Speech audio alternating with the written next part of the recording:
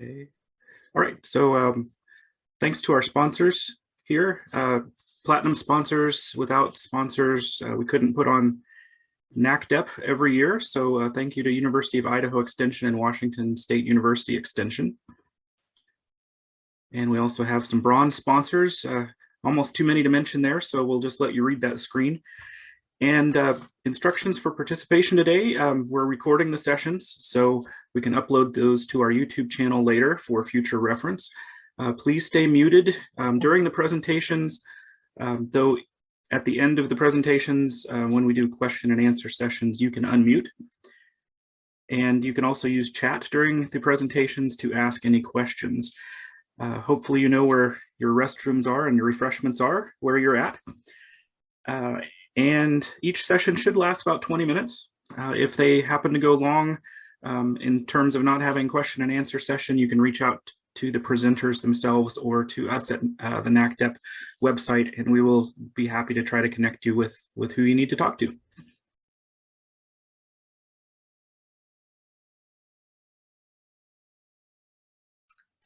All right, Molly, do you want me to take it from here? Yes, okay. Well, thank you very much for joining Paul and I. I'm going to share my screen and present a project here, and it's really good to see Megan Hirschfield in the audience. Okay, so just give me a second here. All right, here we go. So thanks again for coming. My name is Sarah Klein, and I'm an assistant professor at Utah State University in the Environment and Society Department. Last summer, I collaborated with a great bunch of people, including Jennison Kipp, who unfortunately couldn't be here presenting today, and I'm standing in her place, which is big shoes to fill. Also, we worked with Paula Chappelle, who will be helping present this. Roz McCann was a major initiator of this project. And then we also had Maria Dozier and Dakota Pinto, who are two students. They were our summer climate fellow interns. And we were supported by the Extension Foundation for the work that we did. So we came into this project, very concerned about climate change. I'd imagine that since you're joining us today, you too are concerned about this. Scientific consensus on anthropogenic or human-caused climate change was established with the Intergovernmental Panel on Climate Change. And there's really little doubt that how humans are operating our economies are resulting in excessive amounts of greenhouse gas in the atmosphere, and this is having increasingly dire consequences. So there's also economic consensus that staying in the status quo of emissions will result in more costly impacts than taking action. So inaction in the long term is going to prove more costly than taking climate action. We're starting to feel this quite acutely here in the US. So these extreme weather events that we are having with increasing frequency are becoming extremely expensive. In 1980 to 2019, there were on average 7 weather events per year costing over $1 billion in damages. In 2020 alone, there were 22. Damage from fire in my state of Utah exceeded 10 billion. And in August, there was a lot of damage caused in the Dakotas and Ohio to the tune of 11 billion from extreme weather. In coastal states, especially Louisiana right now, there are sea level increases being felt, and communities, including Isle de Jean Charles in Louisiana, it's the first community in the nation to get federal funds to relocate due to rising sea levels. So there's also this political pressure and citizens concerned about it. As of now, the majority of US citizens are concerned or alarmed about climate. And I think it's really important to know that there's been a lot of work already done to identify solutions to our climate crisis. And there is some hope in this dire situation. So we want to focus on that hope. We want to focus on that solutions. And as a first step, we wanted to understand right now what is the cooperative extension system doing as related to climate change and extreme weather, which I would argue is one of the most existential crises that we are facing as a global community right now. So there's also, before I move to the next slide, there's also an ethical dimension to this work, and that is that people who are most poor are most vulnerable to the impacts of climate change. And at a global and national level, often the people who are most vulnerable contributed least in terms of emissions per capita to the problem. So there's a lot of dimensions to this issue, and we really wanted to understand what is the cooperative extension system doing as related to climate change and extreme weather programming. So we created a database identifying the key extension programs that focus specifically on climate and extreme weather. And we looked at programs that both look at mitigation, adaptation, or both mitigation and adaptation. We also compared the existing programming with Project Drawdown, which is a framework of various types of solutions to the climate crisis. We conducted interviews with extension professionals who work in climate and extreme weather programming. And we did these interviews to try to get into greater depth about the impediments and facilitators, as well as barriers to doing more climate programming and extreme weather programming. And then lastly, we're going to present our findings today to help inform decision making. So the database that we created.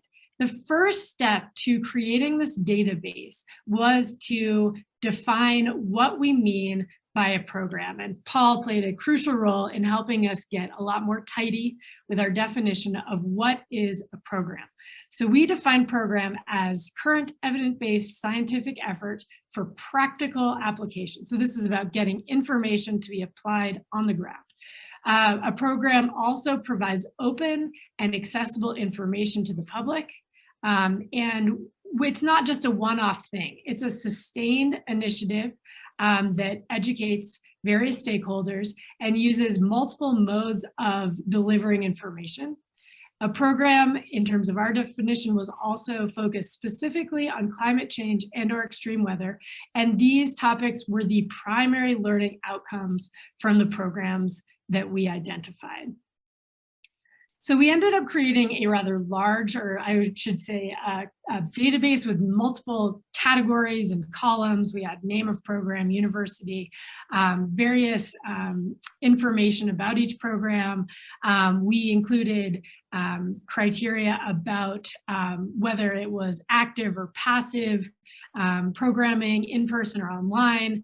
And we also sent out email requests and made various phone calls to extension directors via the Extension Foundation. We also used the listserv established by the National Extension Climate Initiative, NECI, which you will also hear more about later if you stay tuned in this session. And we use our networks and context to try to really be comprehensive in identifying all of the cooperative extension programs explicitly focused on climate change and extreme weather. So this is a little screenshot of the database that we developed. And you can see this data at the link provided. Just contact Paul or I, and we'll happily share that link with you. We mapped out the universities that hosted these programs. I'm now going to hand it over to Paul to go over some of the summary results from our database that we generated. Thanks, Sarah. Nice to be with you all. I hope you can hear me okay. And I am in a location that requires a mask, so please let me know if my voice isn't coming through well. I'll just just stress that this report is available for download, both at the Extension Foundation website and also the website that I just posted in the chat. That's our National Extension Climate Initiative, along with the database. And we do ask, this is a living document, so we ask that you contribute. If you see data that needs to be updated or new programs, we ask that you help us keep that report current. You can see here just the basic outcomes from the quantitative portion of our survey work, the number of programs, the number of states covered, and the programs, the types of programs in terms of program area and focus, and the spatial scale of the program. Next slide, please. And we also did tag keywords with each of the 40-some programs, and you can see that's offered here. Again, in the interest of time, we'll just kind of keep going. Sarah, I think I'll turn it back over to you.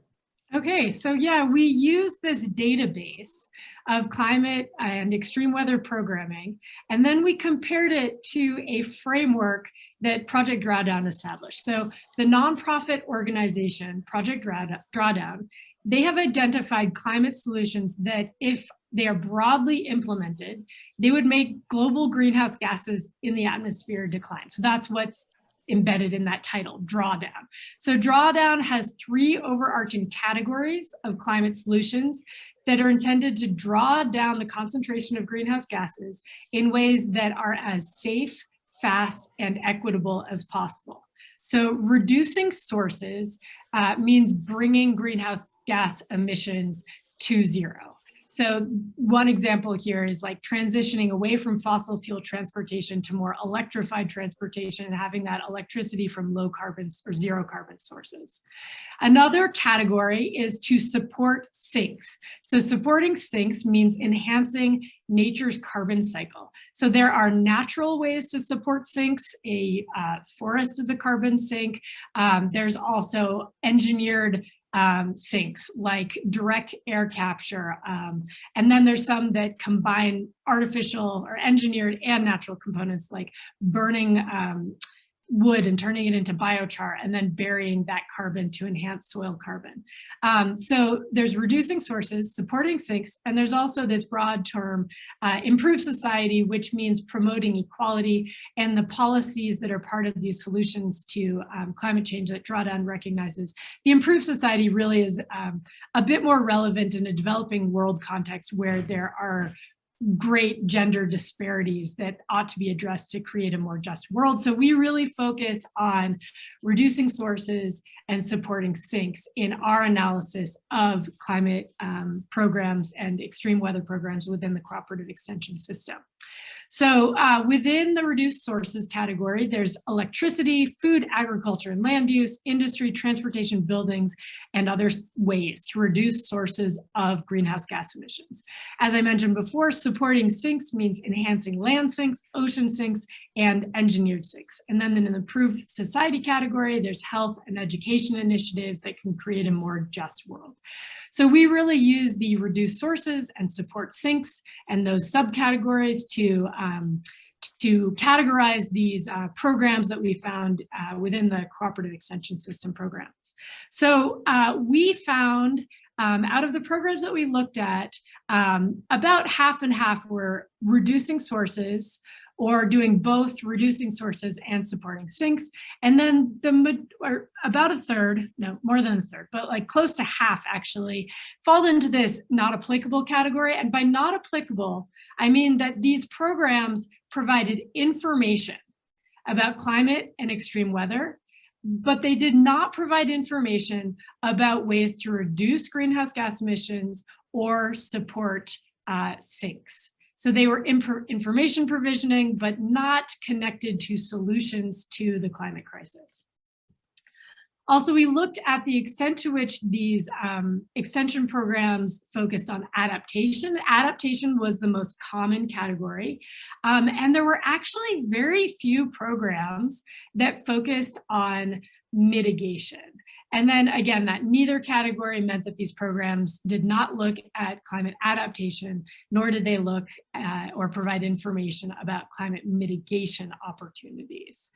So these results have important implications. So climate and extreme weather programs that were in our database that fit our criteria of programs, they focus on a small subset of potential solutions to global warming.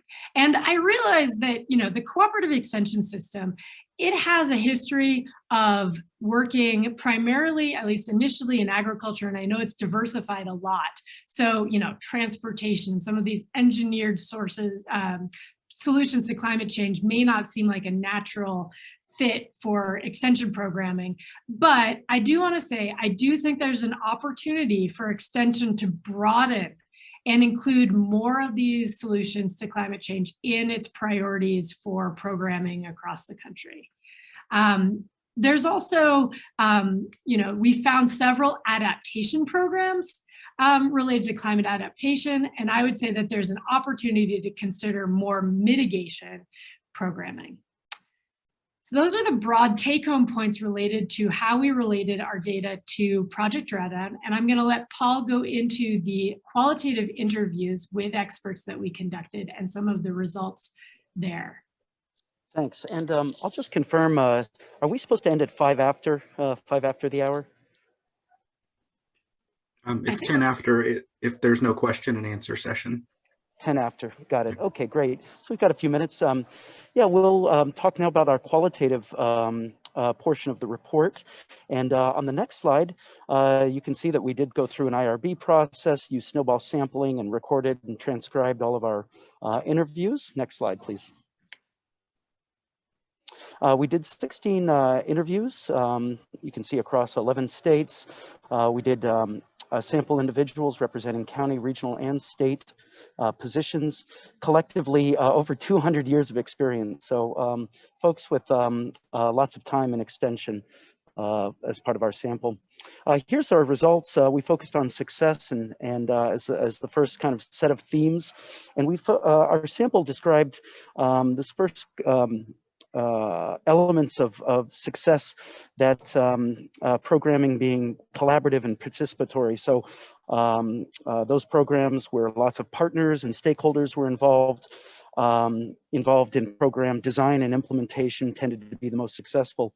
Our sample described programming, if it was practical and timely tailored in terms of local conditions and situations, tended to be more successful.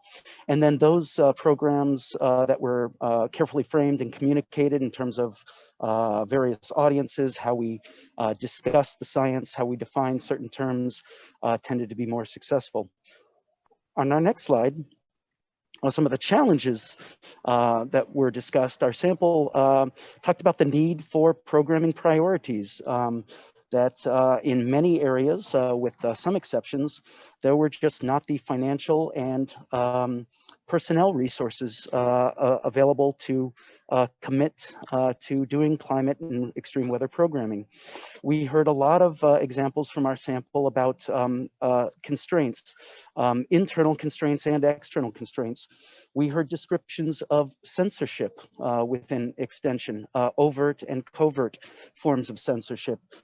We heard our sample talk about a fear of retribution for talking about climate change, both from within extension and outside of extension. We heard of a lack of support from colleagues in extension and from supervisors in extension. And we also heard descriptions, and again, in our report, we offer these quotes for you to review, descriptions of a good old boys culture in extension that was resistant to talking about climate change.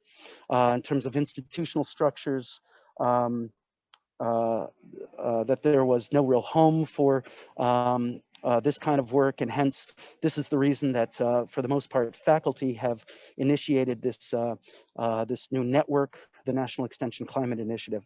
Our next slide. And this quote really just exemplifies what many of our samples said, that we have great potential in extension because of our reputation, our networks, and that we really serve and are seen as an untapped resource across the United States to get this work out. So let's just offer some final summary and concluding statements here in the last slide. First, this is the first national inventory and the most comprehensive study done of climate and extreme weather programming.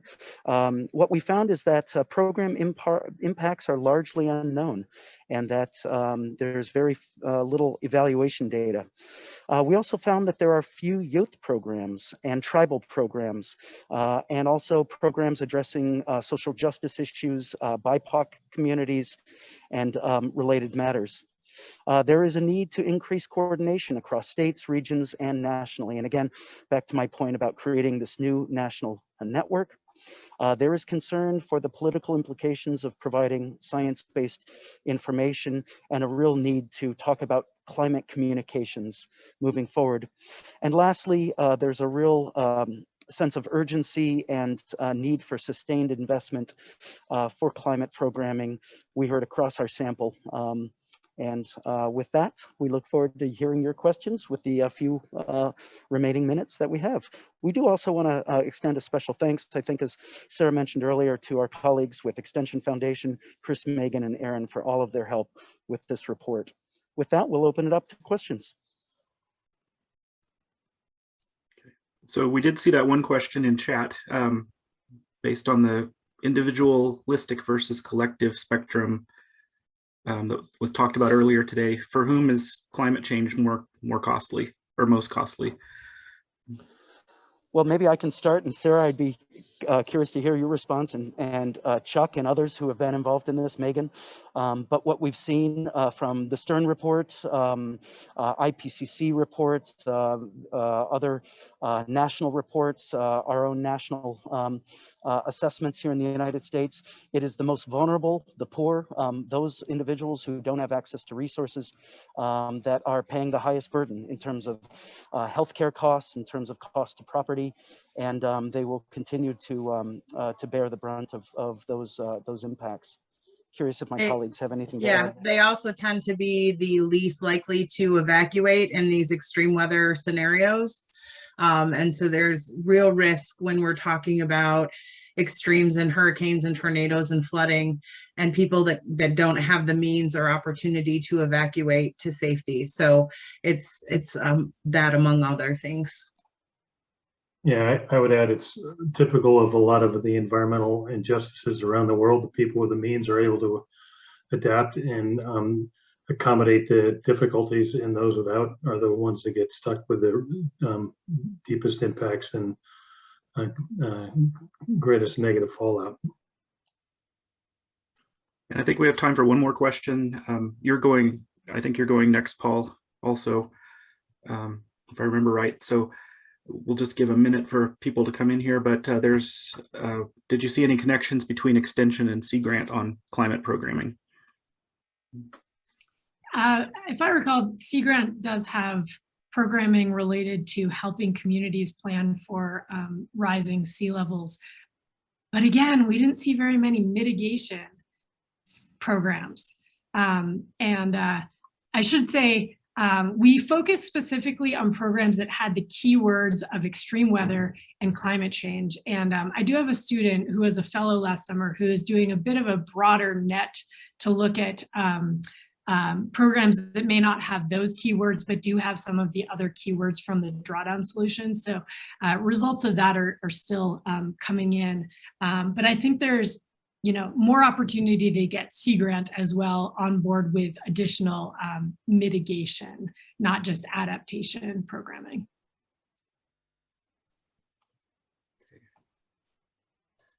I'll just add, I just posted in the chat about the event that NECI, the National Extension Climate Initiative, just held, where we invited our Sea Grant colleagues to participate, and they're doing great work, and I think we have a lot to learn and share with our Sea Grant colleagues moving forward. But I encourage you to view the recordings from that 3-day action forum that we held recently, and I'm sure there'll be more work, collaboration between our entities.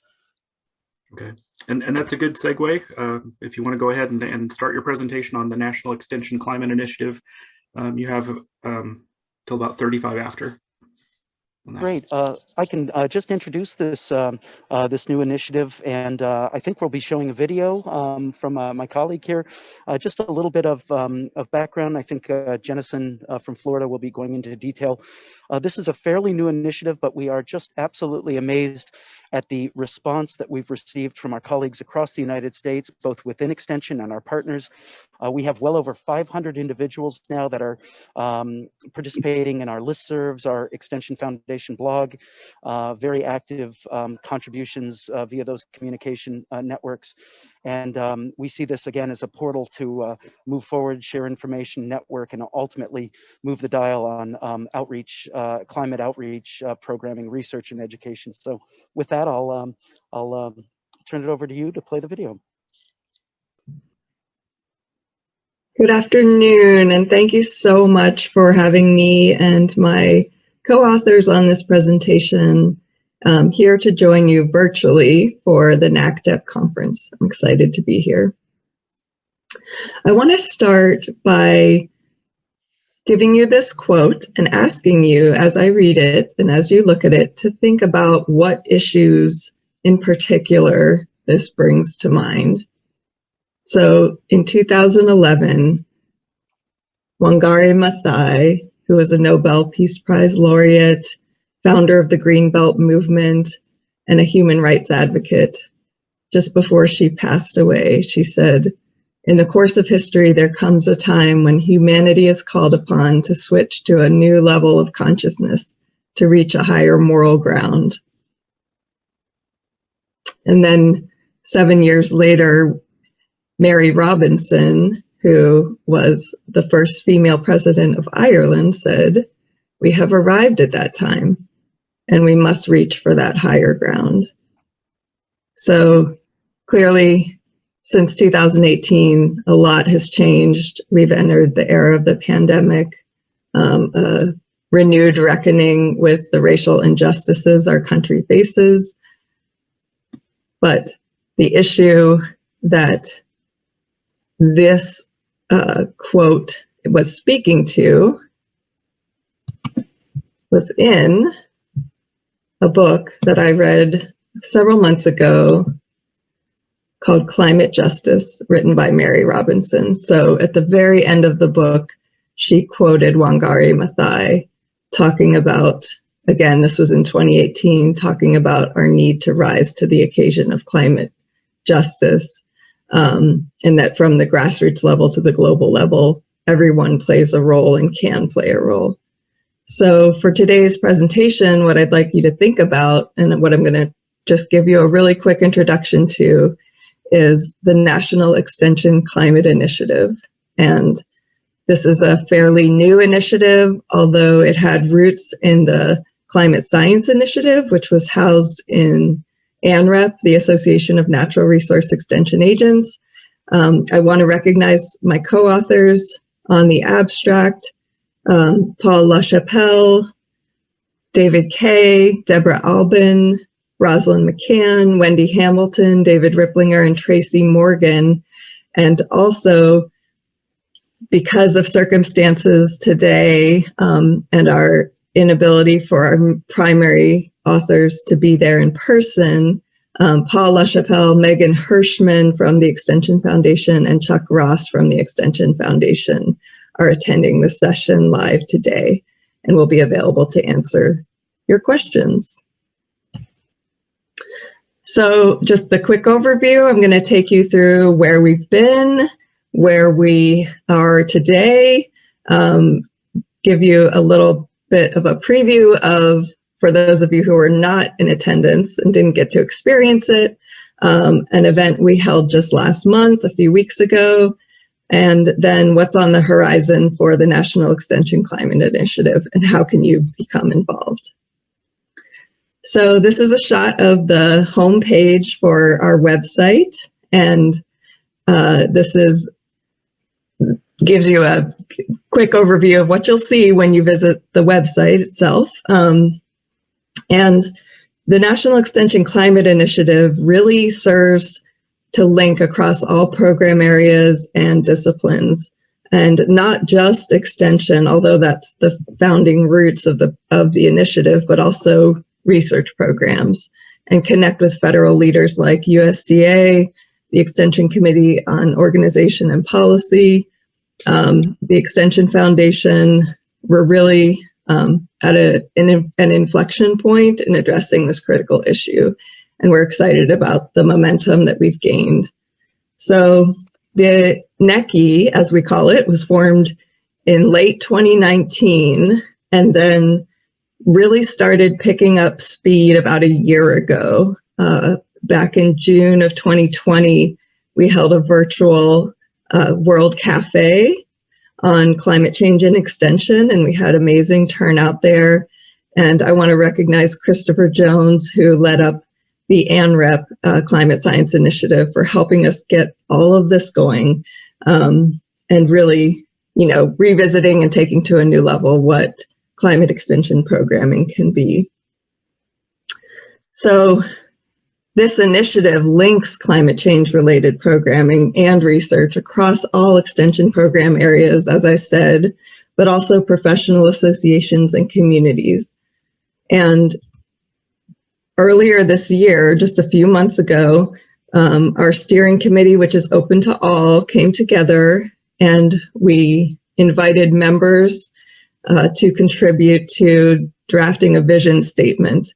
So following this is going to be a mission statement and a strategic plan. And this is the vision statement that we came up with collectively. So we envision a future in which cooperative extension recognizes the urgency of the climate crisis and is actively engaged in creating communities that ensure environmental and human health, social equity and justice, and economic vitality for all generations.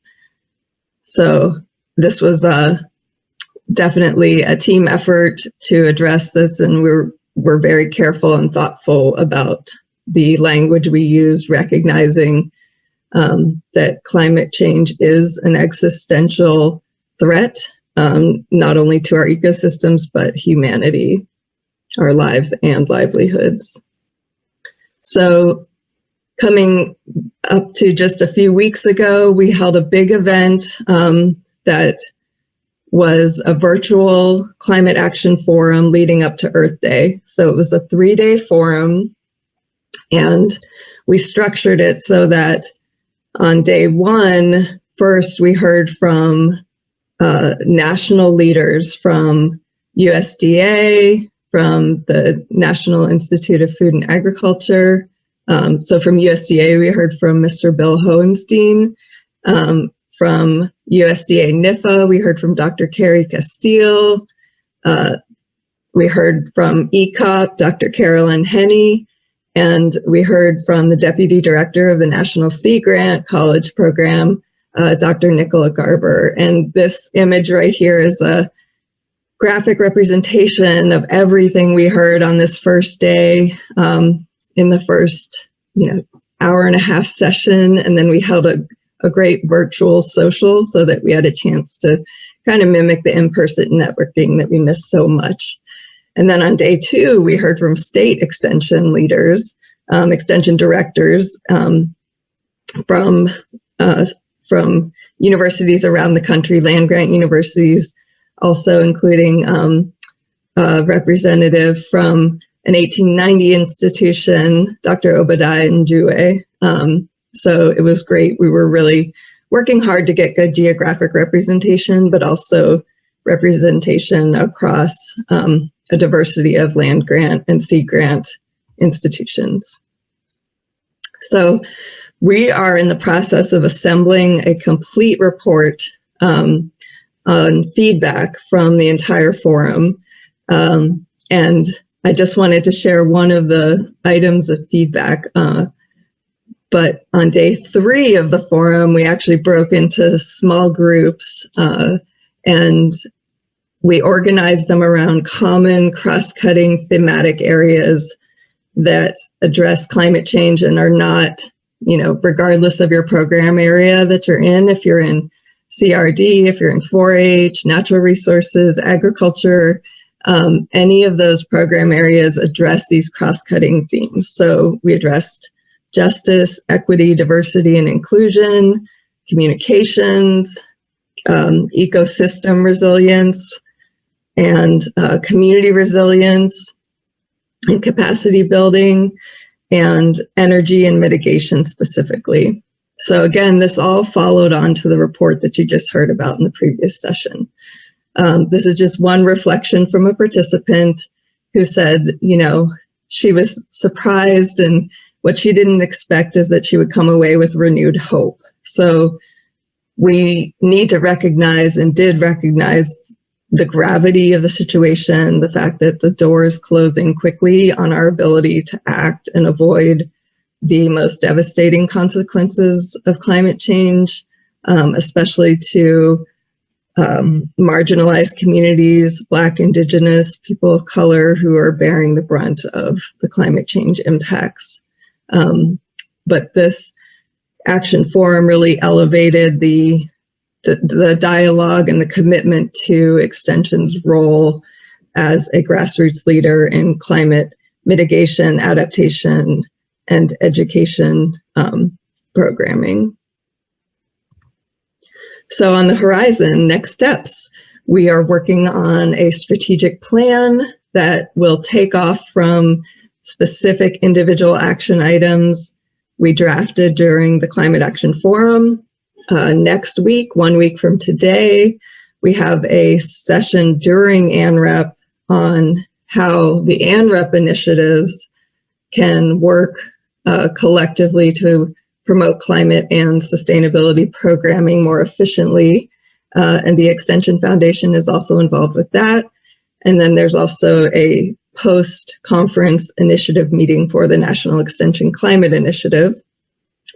We invite you to join if you're not already on the NECI listserv.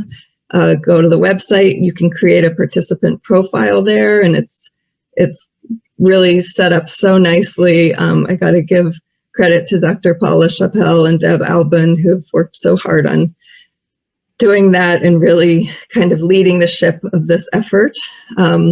But that database is searchable. You can also sign up for our NECI subgroup to stay up to date on events and blog posts on the Extension Connect page. We have a Facebook page, and Tracy Morgan has been wonderful about keeping that up to date with the latest news. You can join our monthly member meetings, which the next one is June 3rd. And also steering committee meetings are held the week prior to our monthly member meetings. And all are welcome to join that. It's definitely an all hands on deck approach. So we hope that you'll be available to join us.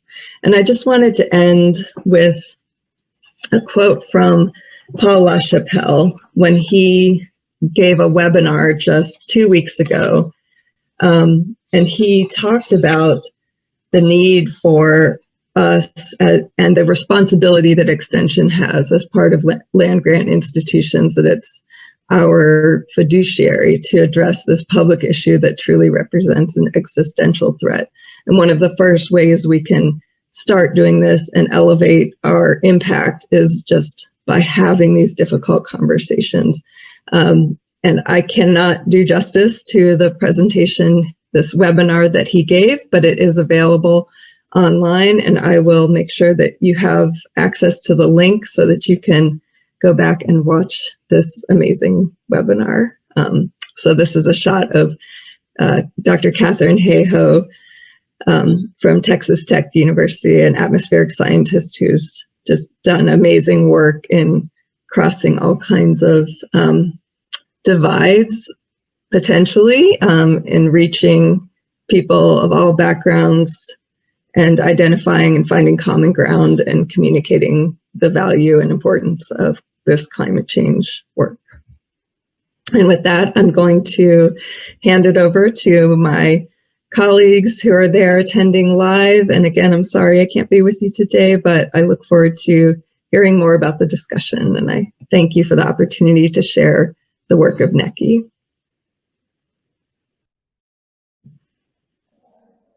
Good afternoon. Well, Thank you so much for having me and my...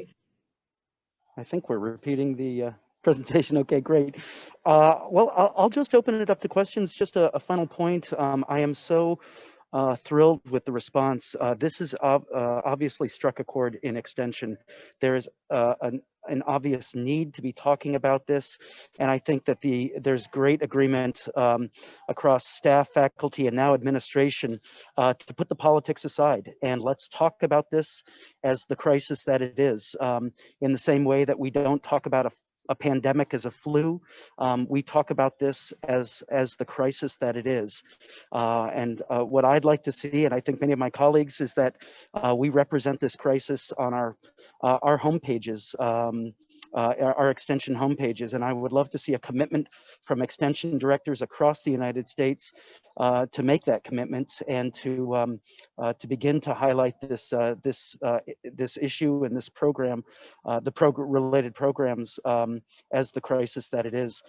So we'll open this up to questions, and I'll see if any of my other colleagues on the line want to offer any comments. Chuck or Megan or Sarah or anyone else that's been involved in the National Extension Climate Initiative. Yeah, I'm dropping some information in the chat right now regarding an upcoming partnership event that we have happening.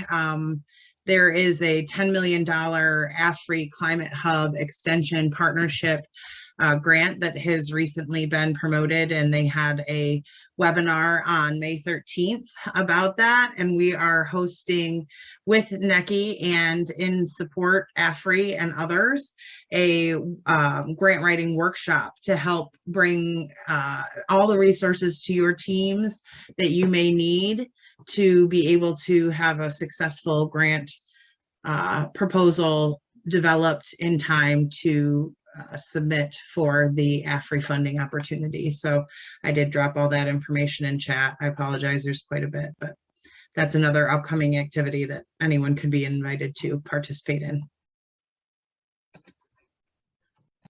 Well, this is Chuck, and I think it's just worth reiterating the chord that this topic has hit within extension. And I've been impressed by the overwhelming participation from extension personnel from all over the country, and not only the kind of the agents and the academic additions, but the administrators as well. And it really does seem to be hitting a chord and resonating in a way that is really impressive, and I would add really necessary. And with extension's reach, as I often am fond of saying, it's a globally unique network that reaches all 3,140 counties in this country with trusted relationships. That's a powerful, powerful network to initiate and support change.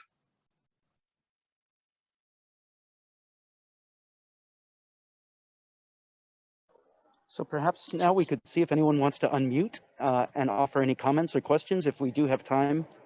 I'm not sure if we do. Yep, we do have time, about 5 more minutes.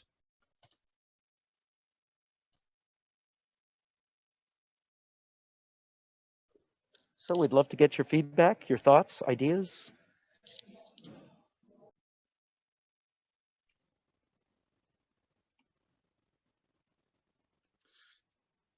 Jody Gale here from Utah. Just have in my program, and I do a lot of work with elected officials, county commissioners, mayors, congressional staff members, governor's office, congressional members of our delegation.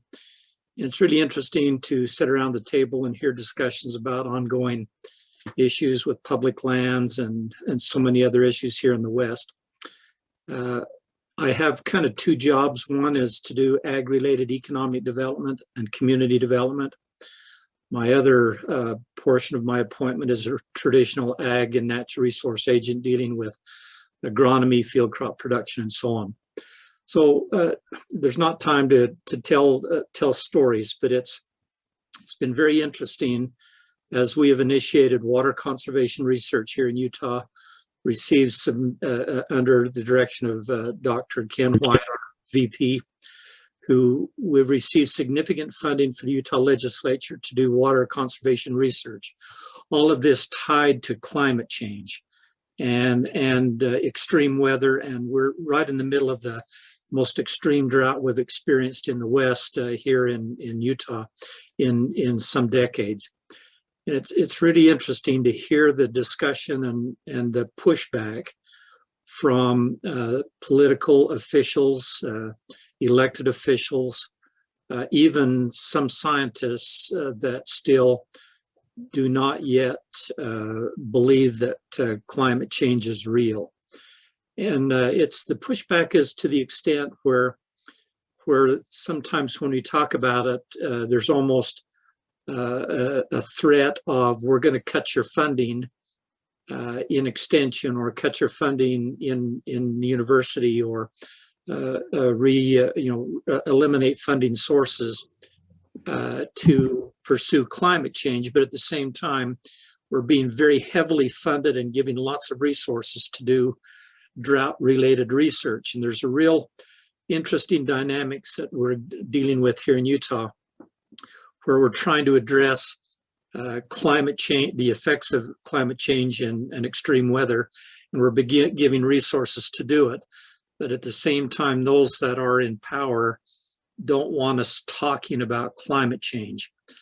And so we're kind of having to walk on pins and needles a little bit to some degree, not only here, but I would predict maybe in many parts of where we work in extension, as we address this issue. I would welcome additional comments, but just kind of be aware that there's some really interesting political, economic, research-funded dynamics that are in play as we talk about climate change and try to address it, but yet do the tactful dance to call it extreme weather and programs to address extreme weather instead of programs to address climate change. Jody, that's a really interesting comment. I'm sure Paul will have more to add to that, but we're also, the Extension Foundation is in the process of seeking out a fellow that would be a climate leadership fellow to identify some of those key learnings that we could help support leaders, community leaders, in engaging in those tough conversations and identifying some of the key pieces that make a climate competent leader in a way that they can interact with their community and potentially communities of doubters, and still have some effective communications on how we can engage in climate conversations in a tactful way that brings the community together around solutions. So I appreciate that input, Jody, and we are in the process of hiring a fellow very soon to do some work around that, and hopefully we'll have some findings for you by the fall. I look forward to receiving some information about how to address that. Thanks, and I'll just add, I know we don't have too much time. We're seeing great change in terms of public opinion in this country, even from Gen Z and millennials who identify as Republicans now recognize climate change as an issue. So I think this idea of the Faustian bargain, that we have to make the deal with the devil as administrators or educators, that we can't use certain words, to me that's politicizing this, and I don't think politics has any place in Extension. Let's focus on the science. Let's be the science-based organization that Extension was created to be, and that's going to take bold leadership from all of us, faculty, all the way up to our administrative colleagues. And Jody, I know this might be getting me into trouble. I'm here in Utah too, and I've only been here for 3 years, so I'm just like, I can't pretend to understand this state yet. But like, I honestly feel like if you take a step back and you think about what side of history you're going to be on, if we continue to only focus on the symptoms of climate change rather than getting at the root causes, we're going to be on the wrong side of history, and future generations will judge us. So these are tough conversations. These are, livelihoods that are going to have to make dramatic changes. We need to help people in, mining communities transition to a greener economy. We need a lot of different policies to address this. I have heard enthusiasm among ranchers to at least do research on ways that different ranching practices could enhance soil carbon. And I think there are some opportunities for getting more farmers in the agricultural sector involved in some solutions to climate change. But I know that there's a lot of challenges, and as much as we want to depoliticize this, it's inherently political. But just know, like, I want to work with you to find solutions and figure out how to frame it in ways that a diverse constituency can get behind. Right. I very much share your sentiments. If I may follow up very quickly, in no way should we duck our responsibility and obligation as scientists to the science. And Paul, I very much appreciate the perspective we have with our obligation as scientists to this issue. But we still live in a political world where some of our key leaders who hold our purse strings literally are threatening us with lack of funding as we hold to it. And so we have an inherent obligation, on the other hand, to the science, which says that that climate change is real. And it's just interesting to be in this time where it's kind of like the time shortly after Columbus discovered America, where many still believed the world was flat, but it's not flat. And we have an obligation to get that message out there. Okay. All right. Thanks. Thanks, Jody and Sarah and Megan and Paul. I saw that Jake did have a question in chat if one of you wants to take a stab at that, but Jake is up next. So we'll turn it over to him for the Building New Paths, Utah's Trail Master Steward program. Thank you. Yeah. Can you hear me okay, Jan? Yeah. Great. Well, thank you for the lively conversation. I'm talking about a much more basic topic than climate change, but hopefully something that's interesting for maybe something you're interested in or seeing in your own area. But I want to start a little bit about myself. I'm in the Department of Landscape Architecture and Environmental Planning as an extension specialist. So it's a little bit of a unique position, but my background, I worked professionally doing trail work with conservation corps for several years, both in the design and planning as well as the execution of trails on private and public lands throughout the Intermountain West. So I have a deep interest in trails and their values. But I want to talk a little bit as I present here. And as I do this, I'm on a single screen. So if you have a question or something, I think I lose you when it goes to full screen. So forgive me if I do. Let me share my screen here.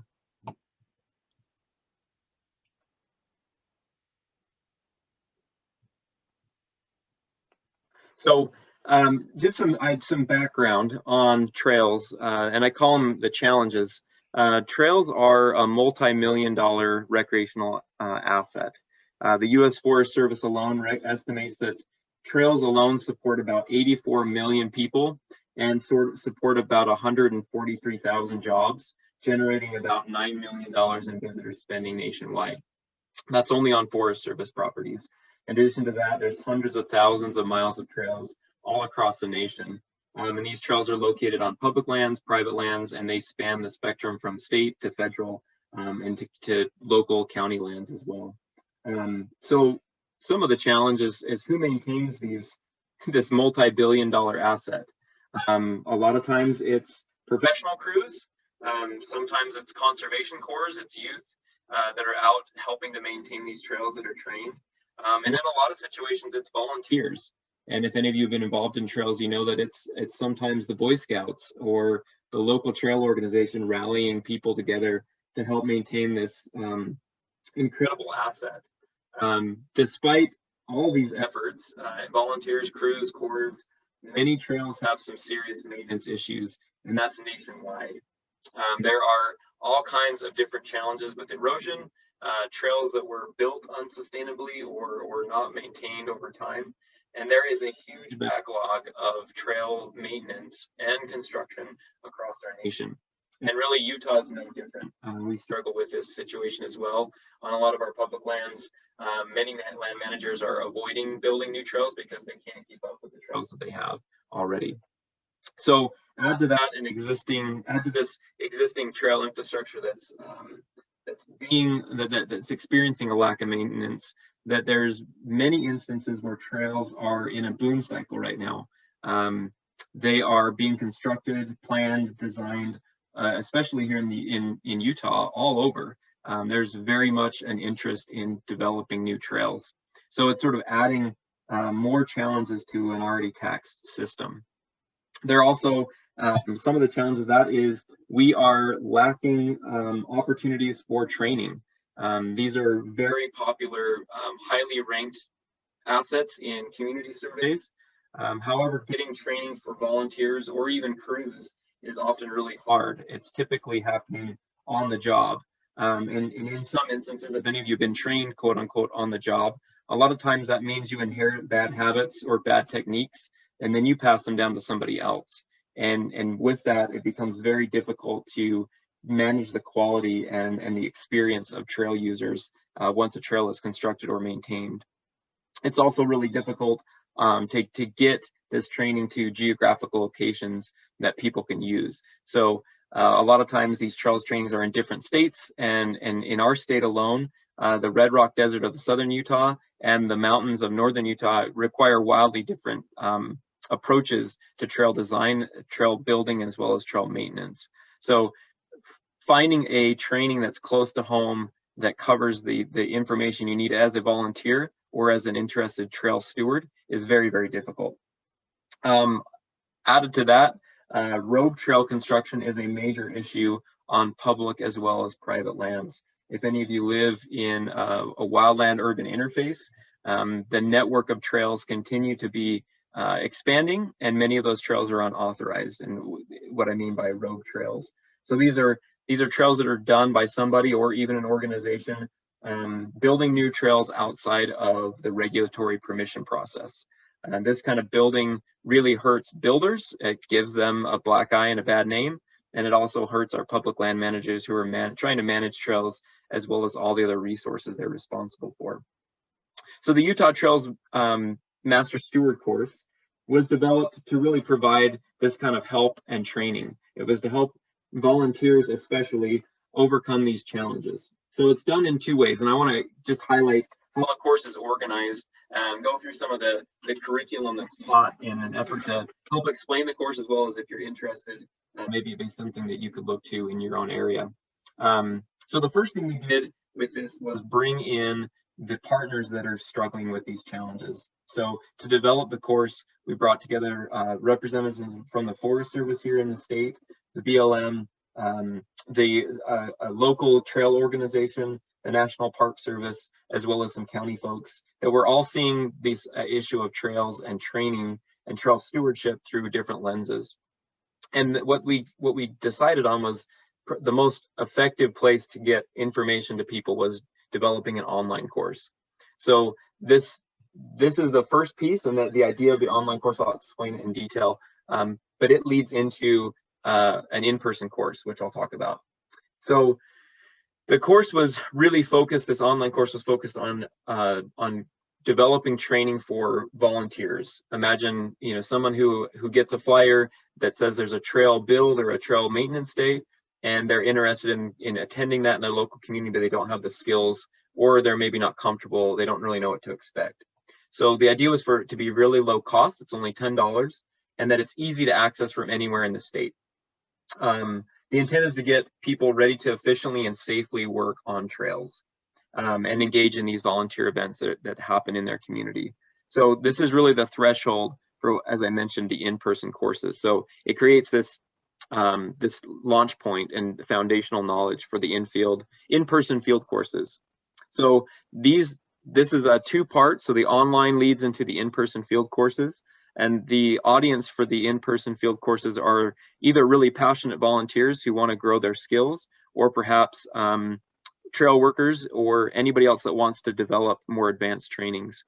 So This model is using cost recovery. So currently we're operating with a grant from the Utah State Parks to help offset some of the costs to make this in-person field courses more affordable.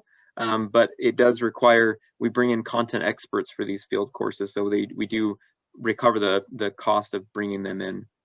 Now, the first course of these field courses was scheduled for the spring of 2020. I don't know if any of you remember, but that was whenever the world turned upside down. So we paused all these in-person courses, and we look forward to our first course being held in a couple of months in conjunction with the Utah Outdoor Rec Summit. So because those are on hold, I won't go into them in detail, but these are some of the curriculum items that will be taught in the field. So creating a trail inventory, which is kind of the basic level of courses, doing trail maintenance, teaching tips and techniques on the trail, trail planning and design, which is a really hot topic in Utah and something that people are really interested in, volunteer management, and finally an advanced trail construction module that works on issues like developing user-based trails, like for mountain bike specific, or developing dry stack masonry techniques, things like that that are quite advanced for a typical volunteer. So again, I'll focus on the online course, and the idea was to break the online course into two sections. And again, reflecting on those challenges, it was really a response to listen to our partners and the challenges they're facing. So the first half of the course is about values, and it's really the why behind trails. And it's surprising how little people know about the why of trails. So what we talk about in this is why are trails sustainable? And why should you care about them? We talk a lot about unauthorized trail building. One of the great fears from our partners was providing people training would allow them or maybe incentivize them to go out and do more road trail building. So this heavy dose of values is trying to counterpoint the idea that if you have the skills, you'll know how to use them and know when not to use them. So we do quite a bit of education about unauthorized trail building. And then we focus on what it means to be a steward and what that means from sort of a social standpoint, what it means to really care about a trail in your local community. And then the other half of that is the knowledge and the skills.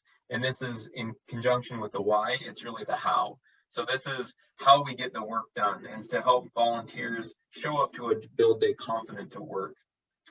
So we talk about how they get planned, what is the process, how do you get from an idea all the way through to maintenance and completion, what are the steps? And the idea is that when people show up to a volunteer build day, that they'll know where they're at in that process. So we talk about the parts of a trail so that the terminology and the language of trails becomes something in their vernacular. We talk about common tools, and also we talk about how to be an effective and safe trail steward. So we do a heavy dose of safety in the hopes that when they show up that they'll be able to work more safely. So I want to just highlight how we finish this. We've had about 200, let me get the exact number. We have about 203 people that have registered for this course. And at the end of it, they receive this badge, a digital badge that gives them some qualifications or perhaps some currency when they show up to a volunteer build day, that they can show that they've had some training. And I want to just share just real quick some of the results of how the course has gone and what people are learning from it. So there's been, of these people, there's been about 83 people that have completed the course, and they answer a series of simple questions at the end. And this is just a few things that I pulled out that I think show some of the value of the course, or that maybe the need that it's fulfilling within our state. So this question, as a result of the course, do you feel more qualified? And most people either somewhat agree all the way to strongly agree. They feel more qualified to attend a maintenance or construction event. They also, from taking this course, feel more likely to volunteer doing trail maintenance or construction, either on their own or with an organization. Looking at the growth, so this is sort of the growth in stewardship. We really, as I mentioned, focus on the impacts of unauthorized trail construction and the idea that they go from knowing very little. So the question here is from taking this course, what have you learned before? What did you know before, and then what did you learn after? And it shows that they went from knowing very little in a lot of cases to knowing a lot about what the impacts of an unauthorized trail are on their community and their role as a steward. And then also stewardship focus, the question of has this class helped you understand your role as a trail steward? And you can see going from knowing very little, also improving to knowing a lot about trail stewardship.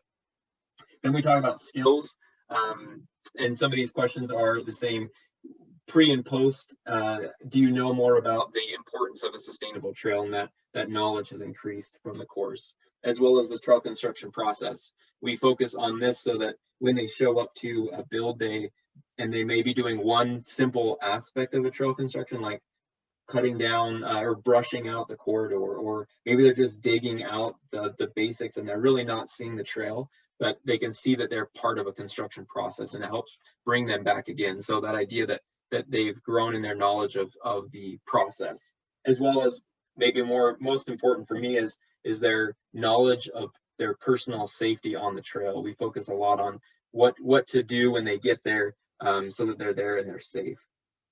So all these things hopefully develop an opportunity for folks to become more than just trail workers, more than just volunteers, but combining those values and skills to become stewards.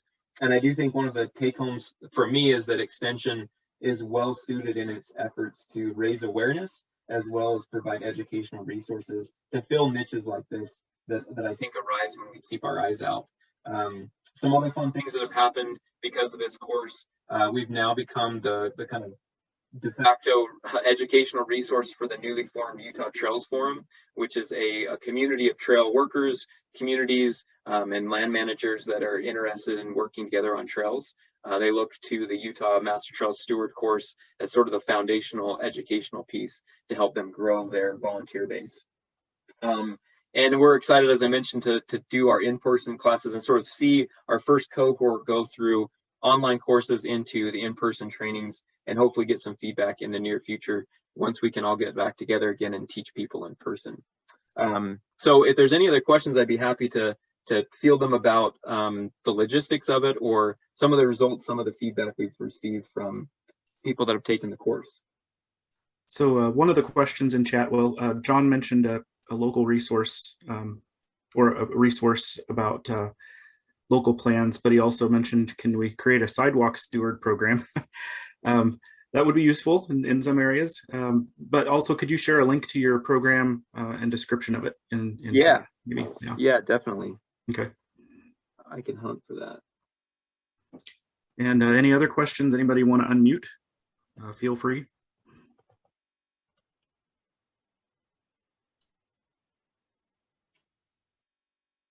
Scared everybody off with all that red rock pictures.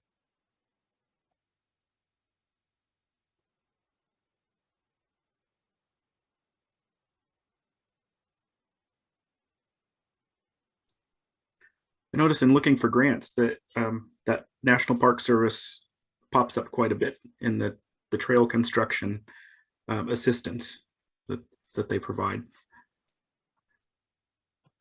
Yeah, I'm going to post this link to our extension courses. It's in there if anybody's interested in looking in it.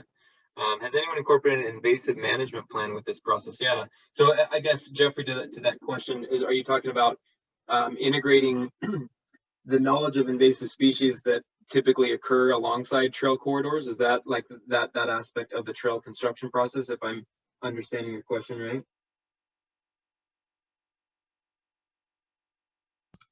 Yeah, that, and just a simple thing of like teaching them identification and removal and proper methods. If that's, I know the landscape's a little different where you're at, but that's kind of a big thing around where I'm at currently in the Midwest. Yeah, no, that's a great point. We haven't talked about identification of invasive species, but as you probably know, any kind of disturbance becomes a vector for potential invasive species. So that is a part of trail maintenance that would be great to include in the education. I'm going to write that down. As a component of that I work extensively with invasive noxious weeds as well. As a component of that, not only the disturbance creates an opening for that, but activity along the trail, whether it's hiking or ATVs, horseback, whatever it may be, where the transportation method becomes part of the problem or the potential for spreading invasive weeds. Yeah, that's a good piece to that idea of like more of a holistic approach to stewardship. I'm curious if anybody in the audience, if they know of a similar program. I know there's some programs that are run through organizations in Colorado that are close to my home base, but do you know of any other extension programs that train on trails or do any kind of trails training that I'm unaware of?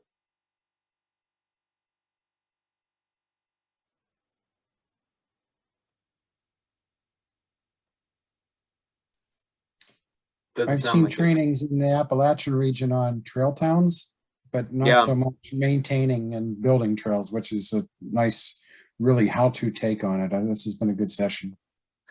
Yeah, I mean, that's everybody wants to build a new trail. Everybody wants their trail to be linked up, and everybody wants to get the resources. And one of the biggest challenges is it's a very reasonable to get funding to build trails. It's very difficult to get funding to maintain trails, and I think that that's sort of an irony and a disconnect in general. Is taking care of these is as important as building them from a long-term ecological sustainability standpoint as well as a user experience standpoint. And that goes for the same. That goes the same in urban areas with sidewalks and crosswalks and intersections. Yeah. Jake, a quick comment if I may make. I was in a meeting just last week with the director of Utah Trails Programs, who's within the Utah State Parks. And this has implications nationally, not only here in Utah, but Secure Rural Schools Title II provides funding to all of the forest services across the country for various projects. And currently they have a new grant program here in Utah. I don't know if it's been done in other states, but a new grant program where they're making monies that have been secured by ATV trail fees that come to the state. Those fees, or that pot of money, is now being made available to do trail maintenance work with. Not only build trails, but to do maintenance work with.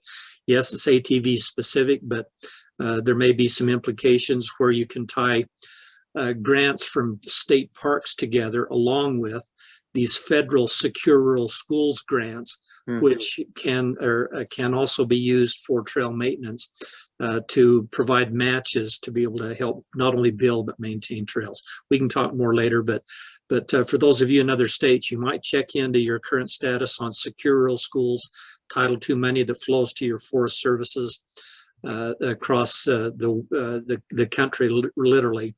And those monies can be applied for worthy projects to do fences and trails and road maintenance. And here in Utah, we've secured a bunch of them for noxious weed control. They're a very flexible funding source that can be locally driven to work on worthy projects. And trails fits soundly within the philosophy of what those funds are supposed to be used for. Secure Rural Schools, Title II. There's 4 titles within Secure Rural Schools, and don't get lost in them. Look for Title II, which is specific to this issue. Thank you, Jody. Yeah, I think as we talk about this thing, it's amazing the different threads everybody pulls on to make things happen. It's great. So also, I mentioned the trail towns in Appalachia regions and here in Western PA too, which is Northern Appalachia. We have through our regional planning organization an active transportation forum, and there are regular attendees of a small nonprofit called They Working. Well, I don't know if they give training. They have a small pot of money that they award to volunteers for tools and ways to empower volunteers to maintain trails. And it's a small micro grant of $1,000 to $5,000 for tools for volunteers to do maintenance whenever they agree to do it. But I don't know that they have a training on how to do maintenance. So again, this is interesting. And then we have another group on a state level, Pennsylvania Parks and Recreation Society, that provides trainings on trail building and trail maintenance for basically for local municipalities, their public works staff. But that's not extension. Yeah. And a lot of times I don't think the volunteers access that because they target it towards municipal entities, which we have over 25 here in PA. Yeah, do you think there's an opportunity to leverage the trust and the sort of brand of extension when it comes to teaching about topics like this, that filling those niches that need to be filled? So thank you for letting me share some of these ideas and the work that I'm working on here in Utah. Yeah, thanks, Jake, and everyone else who presented and even stepped in at the last minute to cover today. We're headed into a break. We're at the top of the hour, so after the break is the NACDEP business meeting. And again, this will be recorded, or this is recorded. We'll try to get this online so you can go back and reference it in a few days. All right. Thanks.